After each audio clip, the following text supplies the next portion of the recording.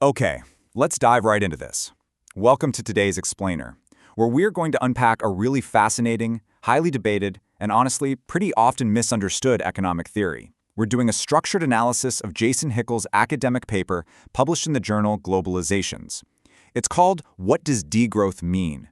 A few points of clarification.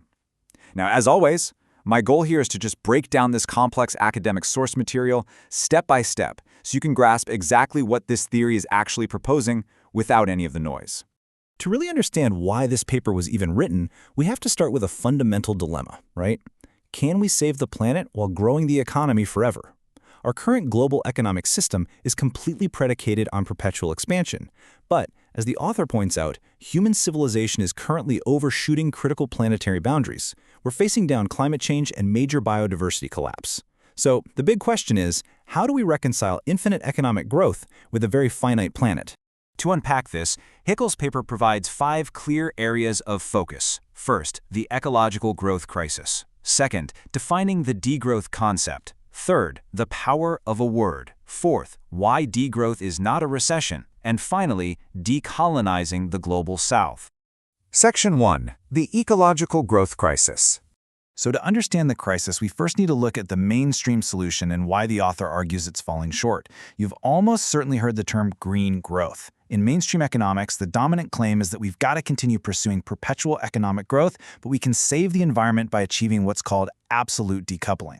That basically means completely separating our gross domestic product, or GDP, from ecological impacts. But Hickel points out that empirical evidence shows this long-term absolute decoupling, it simply isn't happening. All the existing models project that it basically can't be achieved, even if we assume incredibly optimistic conditions. The paper argues that absolute decoupling of GDP from emissions requires completely replacing fossil fuels with renewable energy. The problem? We just cannot do that fast enough to stay within safe carbon budgets if the economy keeps growing at its usual rates. Think about it like a treadmill that keeps speeding up, because more economic growth literally means more energy demand, and constantly increasing our baseline energy demand makes it incredibly difficult for renewables to catch up and cover our needs in the very short time we have left to prevent a climate catastrophe. Section 2. Defining the degrowth concept. Because of this empirical failure of green growth, a lot of scientists and ecological economists are calling for a massive shift to a new strategy. Now, what's really interesting about the paper's abstract here is how the author explicitly sets out to manage a planned reduction. The 2018 IPCC report actually indicated that, without relying on speculative future technologies, the only feasible way to remain within safe carbon budgets is to actively slow down material production and consumption. Degrowth aims to manage this exact outcome safely and justly. So let's look at the formal definition straight from the text. Degrowth is a planned reduction of energy and resource throughput, designed to bring the economy back into balance with the living world in a way that reduces inequality and improves human well-being. Notice what's completely missing from that definition? Yep, GDP. The text clarifies that degrowth is not specifically about reducing GDP, it's about reducing physical, material, and energy throughput. Now, while reducing that throughput might naturally lead to a decline in GDP, the actual target is the ecological impact, not the abstract economic number. Section 3. The power of a word. This brings us to Hickel's first major clarification. You might be wondering, if the goal is just to reduce material throughput, why use a word that makes so many people instantly defensive? Well, proponents of the theory actually viewed the provocative nature of the word as a huge asset. It's considered a missile word. The author argues that using a disruptive term literally forces people to examine their deep-seated assumptions.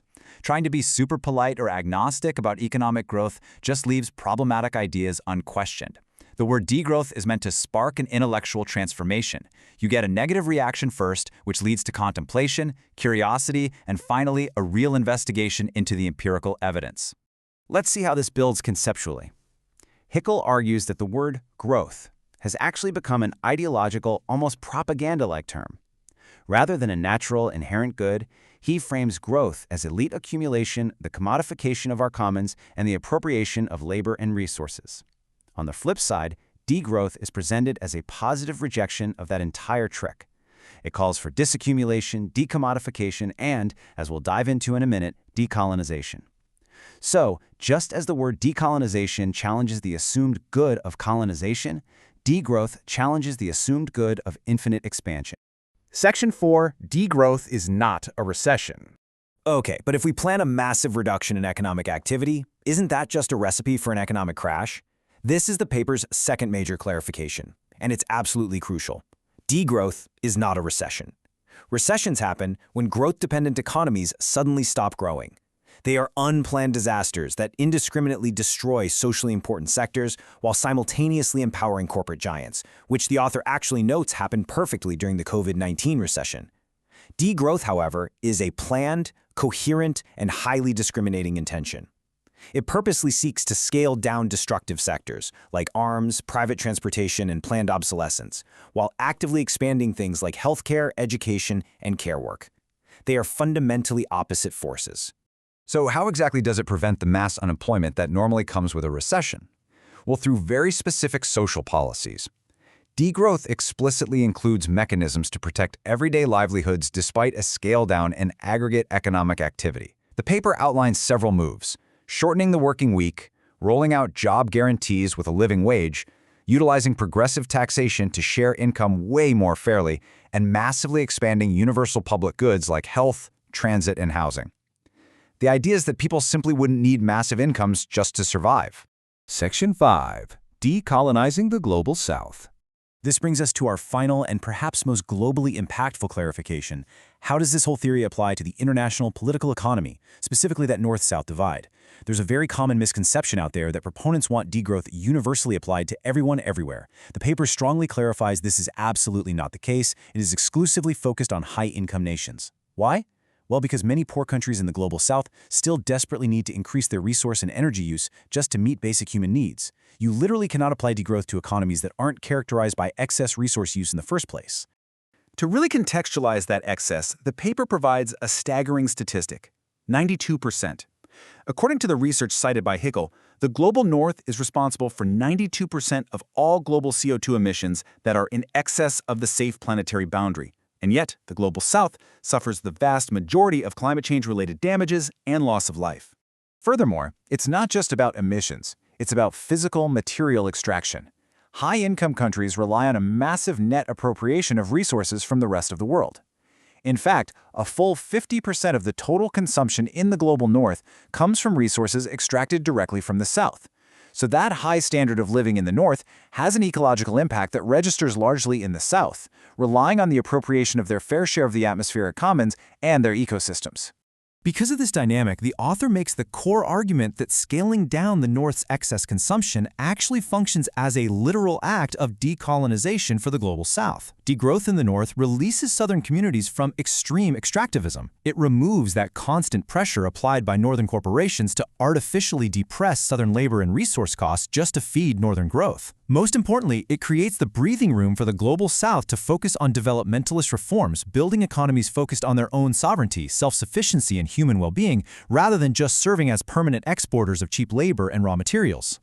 We've covered a ton of ground today, navigating directly through the arguments laid out in the journal Globalizations.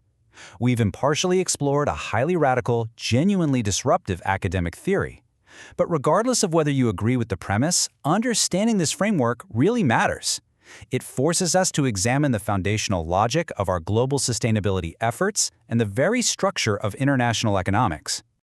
I want to leave you with this final provocative question derived straight from the core of the source material. Is the pursuit of perpetual economic growth a fundamental necessity for human flourishing, or is it literally just an ideology we've been conditioned to accept? Let that sink in for a bit. Thank you so much for learning with me today. Keep asking those big questions, and I'll catch you in the next explainer.